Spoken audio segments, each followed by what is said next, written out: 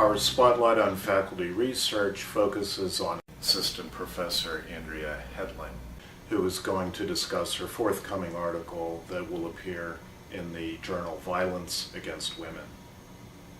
Andrea, can you explain to us how you first became interested in the issue of domestic violence? Well, when I first received my master's degree, I didn't know I wanted to be a researcher and go into academia, and got my first job at a not-for-profit in New York City working with domestic violence victims. And it was really through that job, when I was working on advocacy issues and lobbying at the state capitol in Albany and working on grant writing and researching the issue of domestic violence, that I became very interested in the topic. Are there distinguishing characteristics involving indigent populations that make them more susceptible to domestic violence? Recent research and national surveys have shown very clearly that there's an overlap between poverty and domestic violence. There's an overrepresentation of domestic violence among low-income households.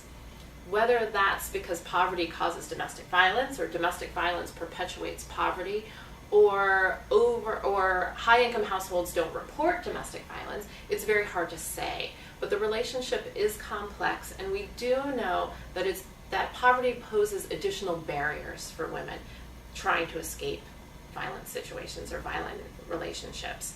If you don't have that financial reserve or a social network that can provide you with some help, it's very difficult to leave a violent household. Could you elaborate on some of the findings that emerged from your research? I was really interested in looking at the difference between women who received services and waivers and those women who didn't. So using data from the state of Maryland, I compared basically the characteristics, their demographic characteristics, their family characteristics between women who identified as domestic violence victims and received waivers and those who didn't.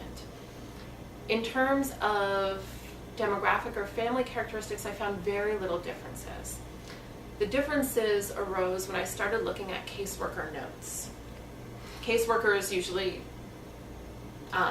maintain sort of a case file on the welfare recipients.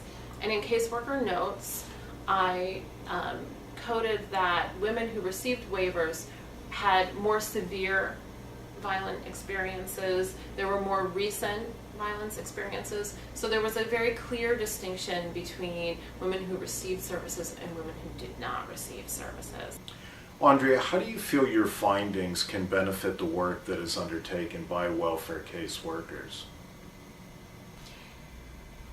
It seems to me that additional training of welfare caseworkers is needed, especially surrounding the topic of dating violence, and also just surrounding the dynamics of domestic violence in general.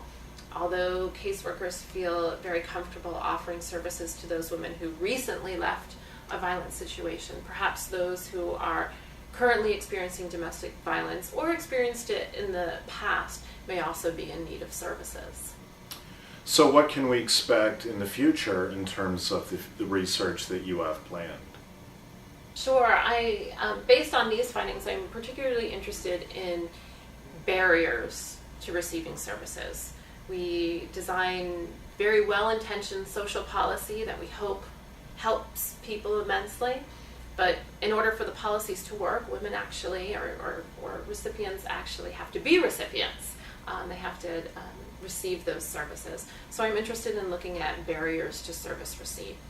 I have two projects, one looking at online public assistance applications and the use of technology in reaching out to potential applicants. My second project, I'm looking at disconnected women, or women who are not receiving welfare benefits but are also not receiving formal employment earnings, and looking at the effect of state welfare policies on those women.